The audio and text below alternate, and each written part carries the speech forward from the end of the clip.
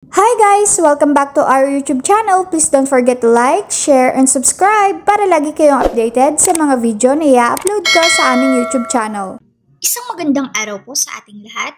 Wow na wow! Sana all mas mataas na ang makukuhang allowance ng ating mga senior citizens. Saan nga ba ito? Ating alamin.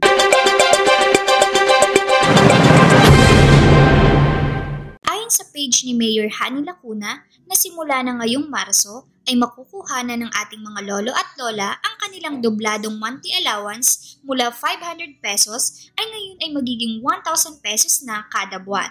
Ito ay magsisimula sa susunod na linggo ang kanilang quarterly payout. Dagdag pa niya sa kanyang post, nagawa pong itaas ng pamahalaang lungsod ang pinansyal na tulong dahil sa tapat at totoo na pamamalakad.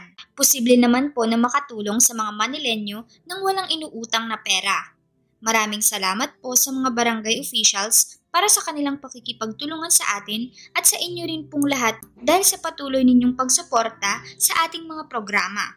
Dagdag pa niya, #tapat at totoo. Sana all ay ganito, kaya lahat ng ating mga senior citizens na taga Manilenyo maghanda na dahil padating na ang inyong quarterly payout.